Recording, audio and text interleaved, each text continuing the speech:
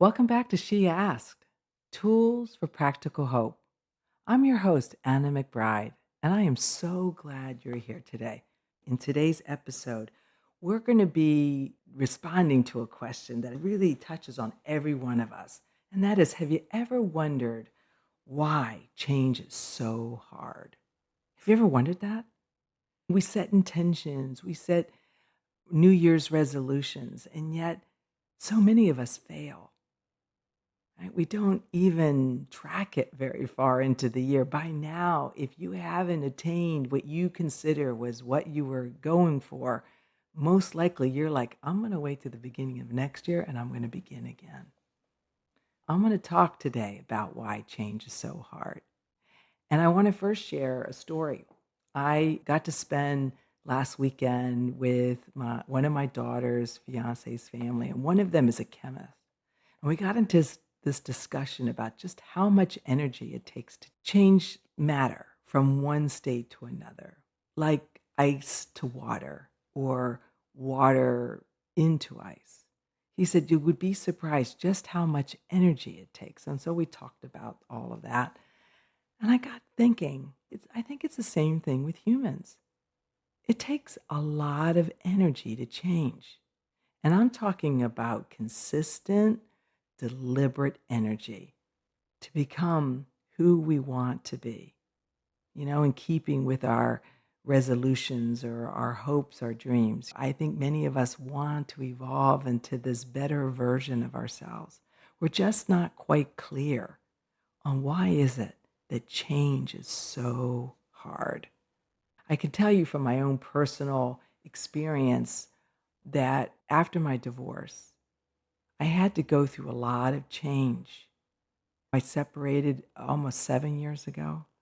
And so through these years, I have been working on myself to become who I am today.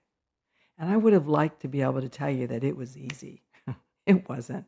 It was hard.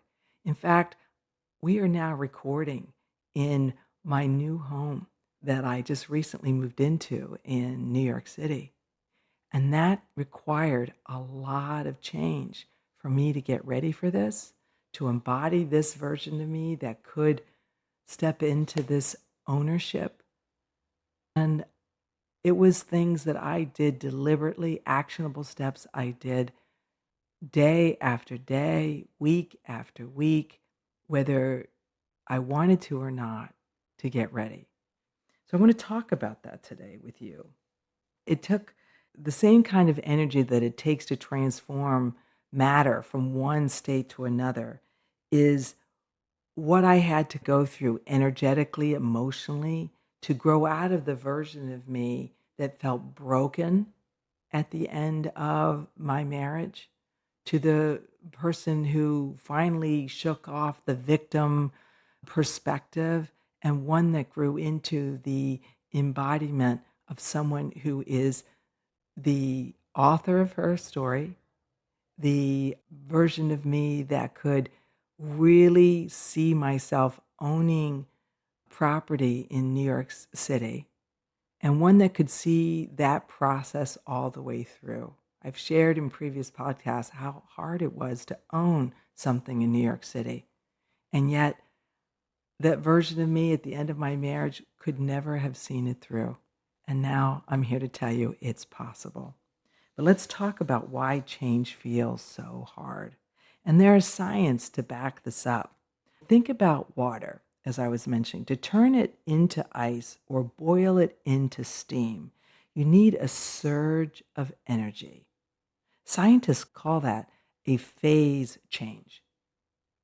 Humans aren't all that different, right? Neuroscience tells us that creating a new habit literally requires the brain to rewire.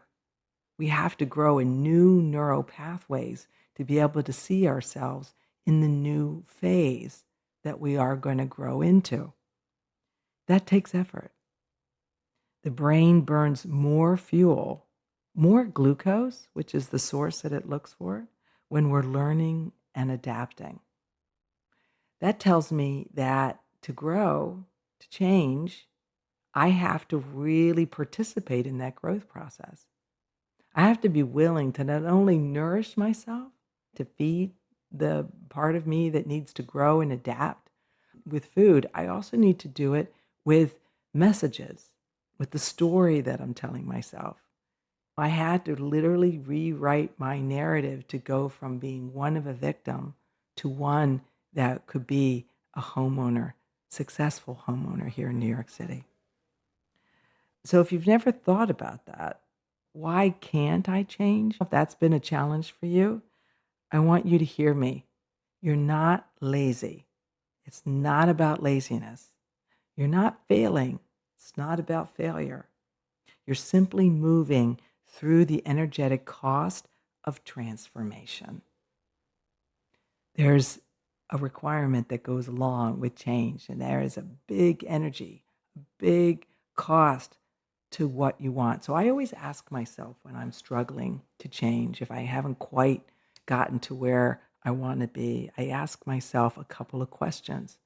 And the first one is, do I really want it? How important is it? And if it's something that I really want, like I wanted to own a home here in New York City, I always rate my things on a scale of 1 to 5, where 5 is a yes, heck yes, and 1 is a hell no. And really want to measure, like, where am I in that scale? And I want to tell you this, that if you're not greater than a 3 in really wanting it, then you're not going to be able to create or sustain the energy it takes to transform to get what you want. So once I determine that it's what I want, if I then notice that I'm still not making progress that's measurable, then I have to ask myself, what's getting in the way? What's getting in the way? And here's something that I'm just recently learning about, and that is how we tend to self-sabotage ourselves. If we have a lot of fear around what we're attempting to grow into or own, in this case also, we might tend to do things like we've always done, old patterning, and therefore what could come out of that old patterning, at least for me, is a lot of fear. And without getting too deep into the neuroscience of it, I want you to know that there's a part of the mind, the brain, that we call the ego. And the ego is built for survival. It's what neuroscientists would say, it's what's really the one part of our anatomy concept that has survived all the evolution of man. It always wants us to be safe. Now, let's be clear. Ego has a bad rap, right? And that's because ego is only focused on survival. Now, growing into something that's new and different might feel threatening to the ego. And the ego wants you to feel safe. So acting out of your comfort zone, growing into something new and different can feel unsafe.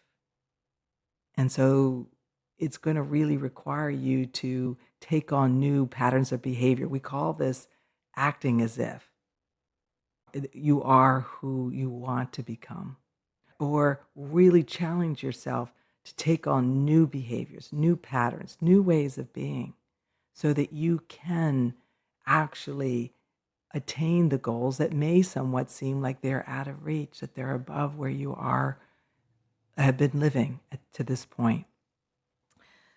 So what we were talking about is going from survival to thriving.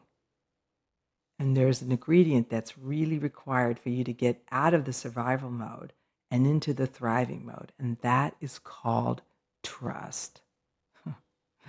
How well do you trust? And what does trust mean to you? This thing called trust, right? My understanding of trust is that it is a belief that no matter what I am aiming for, I will get there. That also, there's another side to trust, and it's known as faith. Faith is the knowing, trust is the doing, meaning the day-to-day actions that are going to get you in the direction of where you want to go, knowing that there's no real destination that we're striving for. There's the journey. The growth is the journey. What you want to grow into, you could see that as a destination, or you could just see it as one level of growth, and then you'll grow into another level. But just for sake of argument, let's say that you want to grow into somebody like I wanted to own a home in New York City. That mindset that it took to get here is not the same mindset that I came out of my marriage with. When I got divorced, I was thinking, as I mentioned, I was a victim.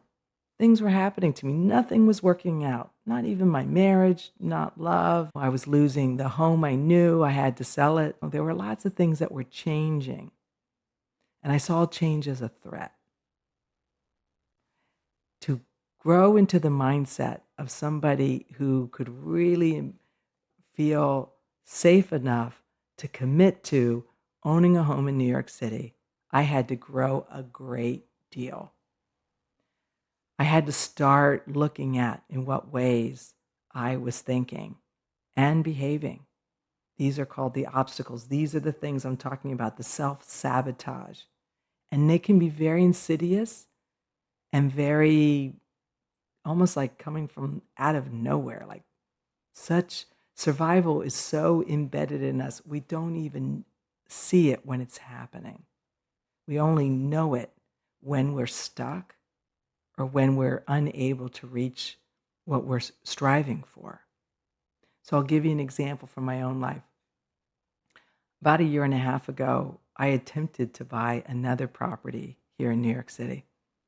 I was really certain I had enough money. I had cash in hand, and I had a settlement for my divorce that I thought was going to help me cover it all. Let me tell you this.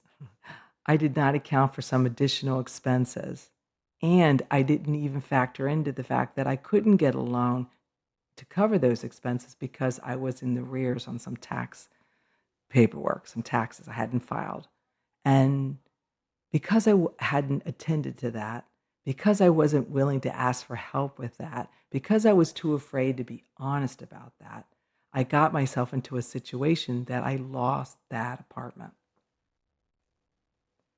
And it felt awful at the time. However, I am so glad that happened because, first of all, I didn't really want that apartment. I just wanted to own something. And to only want to own something that you don't really like, I don't even know what that is. That's a definite ego trip. And it's not a home I was after. I was after holding on to something that I could call my own because there was so much of my life that was changing, that I was losing, that I had lost my marriage, my other home. And so, yeah, I was reaching, I was grasping. Not really a good foundation to buy through, particularly in this city. So that happened a year and a half ago. And just to go from that situation to get to where I can be here today, sharing this with you in my new home, it took a lot of growth. It took a shift in perspective. It took recognizing, identifying where I was sabotaging myself. And I quickly understood the things that I already mentioned that I wasn't willing to look at or hadn't looked at or even asked for help on. And I had to have a willingness to admit where I had messed up, where I needed to ask for help on, and identify who could help me and what were the steps to get me there. This is what I'm talking about. We have to be willing to look at the measurable steps to take us in the direction we want to go. Survival is about conserving energy. Thriving is about expanding energy. And expanding energy really requires a lot of courage because, again, going from where I was just even a year and a half ago to where I am today required a lot of growth. I wasn't even sure if I could do it. but I acted as if I could. And I asked myself, what would I be doing if I knew I couldn't fail?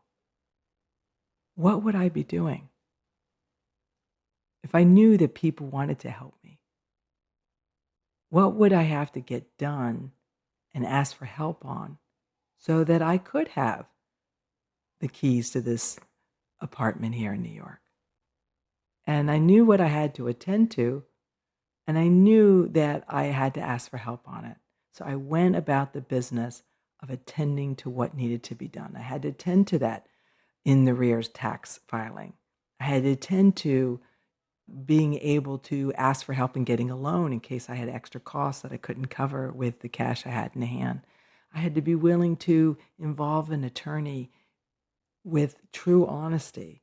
And I had to engage the real estate agent to help make sure that I was buying a home that would be approved for a loan, as well as that would meet all the standards that I would want.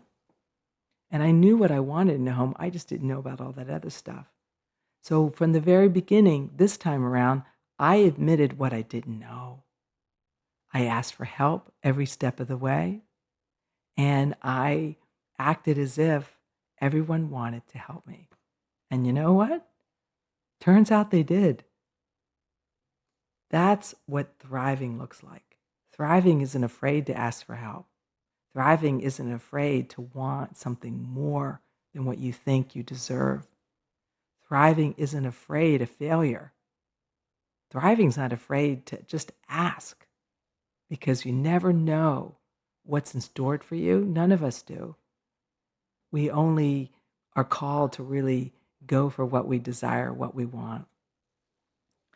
So I want to offer you some ideas to understand this shift. Because what we're really talking about is the fuel it takes to change, to sustain the change. And we're talking about that fuel through the change has got to be trust. You've got to trust and have faith that what we're aiming for is where we're meant to be. In this sense, they are the fuel that will propel you from the one thing to the next thing to the next thing so that you are actually working towards what you really want. The energy will shift, the thriving will become natural, and it's all about acting as if you're always going to go and attain what you're aiming for. Now, I want to offer you something to sit with, something to consider. Here's a question. Where in my life am I expending energy to create change? And do you really want it? On that scale of 1 to 5, where 5 is yes, I want it, and 1 is no, where are you on that scale? Right? If you're not a 3, I'm telling you, you don't want it because it's going to need more energy to get you there. And if you are a 5 or a 4, right, and yet you're feeling stuck in the process, I want you to ask yourself, what is getting in the way? Where am I sabotaging myself? Maybe. Or where is fear creeping in that's keeping me from really stretching and reaching? And maybe the third question is, do I need to ask for help? If you are open to considering those things, I promise you, you could quickly identify what it is that you really want and how hard you're willing to work for it, what's getting in the way, and what do you need to do about it. I want you to give yourself time to consider those questions, at least 10 minutes, and just write and see what comes out. Write freely. And as the information shifts up, if you want to dive deeper, reach out. I'm here. I can certainly help you honor this change process. Now let's just anchor in with a simple affirmation towards this. So let's just sit back, take a breath together, and say to ourselves, I honor the energy it takes to transform. I honor the energy it takes to transform. I am patient. I am resilient. And I trust the process of transformation. I promise you, patience is required because the time it takes for you to grow into the best version of you is time well spent, as long as you are really considering the energy that will take to become what you're becoming, the best version of you. So thank you for listening along to She Asked, where healing meets practical hope. If this episode sparked something in you that you want to explore, something you want to reach for, or a memory, curiosity, a longing, I invite you to go deeper. Growth requires change, and I believe that's what we're all here for, to grow into the best version of ourselves.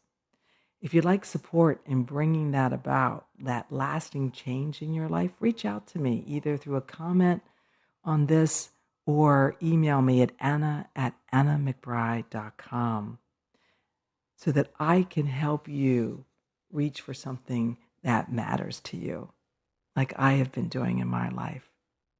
Until soon, remember the path to healing is not about changing who you are. It's about changing the process that you're using to get there, maybe your narrative, maybe some beliefs, but it is possible. So until soon, be well.